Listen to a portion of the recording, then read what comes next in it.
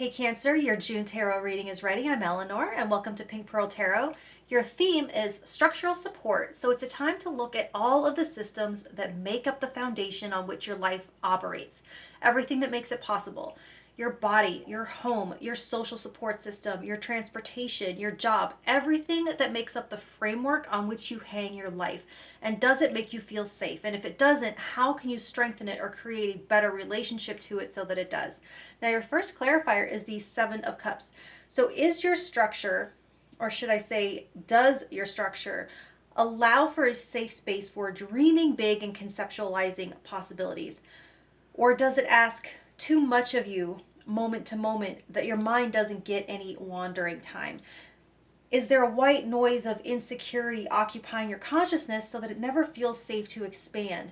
And this is also a card of creative visualization and having lots of choices available to you. So try having this supportive structure as a goal or an outcome when you're narrowing down your options. So which options provide this security or at least won't compromise it? Your third clarifier is the Three of Swords. And so here's my little Three of Swords disclaimer that I am not a therapist and this does not constitute therapy or mental health advice. This card points to something in the past that has happened to reduce your sense of safety in one of its forms in the present. So maybe something has made you insecure in your skin, or maybe your basement flooded a long time ago, or a company that you worked for and loved went under. But when you examine the areas that you don't feel safe, are they truly unsafe in your current reality, or is there a past experience creating that shaky feeling? And this says that nothing you do, no amount of money, no number on the scale, there's no house new enough that will give you that back until you begin the process of healing that wound. And also to reach out for help with that if you need it. Reach out for structural support in the social sense. And I do want to acknowledge the hellscape that is mental health treatment access right now, so I don't want to be dismissive of that. Your third clarifier is the Ten of Swords, and so there is a need to close something or shut something down once and for all. If there's a pattern or a cycle that keeps throwing you off balance, it is available to you to try to do that now. Like if a tire keeps going flat and you have to keep pumping it up, replace it already. It's time to address that ongoing structural failure, whatever that is for you, and put an end to it. So what keeps breaking, failing, or leaving you hanging? Put it out of its misery, end its service. So for the first week, you have the Five of Cups. You're starting to look forward again after a recent loss, and you're taking the first steps of picking up the pieces. For some, this could mean healing, and for others, it means building back. And for others, it could mean having to let something go. And to do that requires a shift of focus from the loss to what remains as a resource to work with now, or a new baseline from which to grow or expand. So it's good to look at what structural instability contributed to that loss so that you can root better moving forward. But put more of your energy on that if you are looking in the past, not so much on the loss itself. For the second week, you have the Knight of Wands, and so quite an energy boost here. Lots of motivation and drive, but not likely a lot of focus. There's a strong desire for change arising in you, but not a clear picture of what you want, just that it be different. So this is one reason that dreaming and visualizing are so important. And this may appear to be telling you to build that into your routine in some way because it supports your goal and intention setting.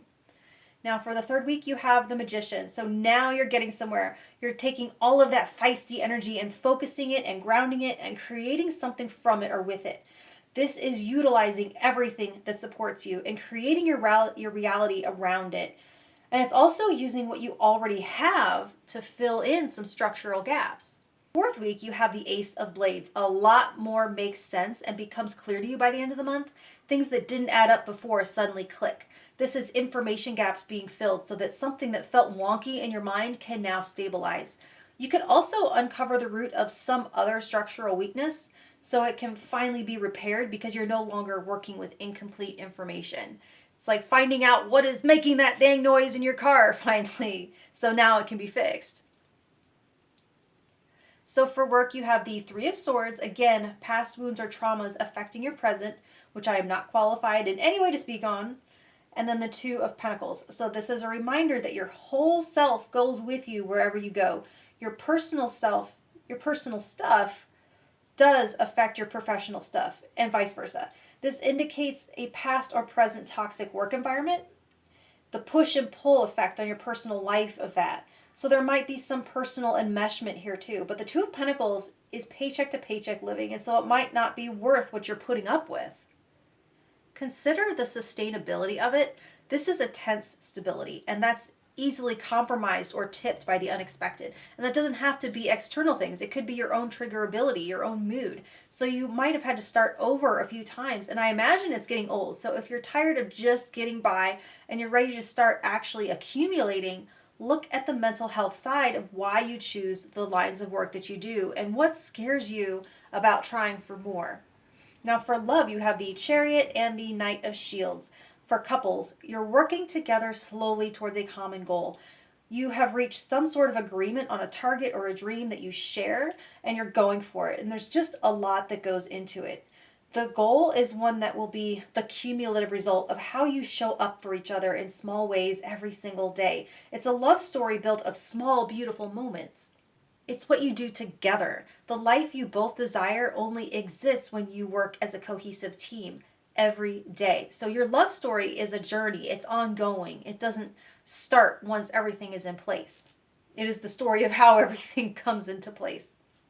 So for singles, I heard this on a video for Finding Friends a little while ago, but the lady suggested making the pursuit, or rather treating the pursuit, as if it were a full-time job. It takes intention and doing things every day towards the goal. It says, you want this relationship, pursue it. I think Margaret Cho once made a joke about capturing a partner by covering with leaves and hoping someone would fall in. This is saying that that passive approach will not work right now. And there could be someone out there that's pursuing you too, and if you pursue them back, that sends a very clear signal, and the sooner it's going to come together. So your little bonus message is sip in air without rushing towards the future. The present is worth enjoying. Yes, enjoy this pursuit. Enjoy the fun of the coming together. That's, I don't know. The thrill of the pursuit's my favorite part too. Anyway, enjoy Cancer, and I will talk to you next month. Thank you.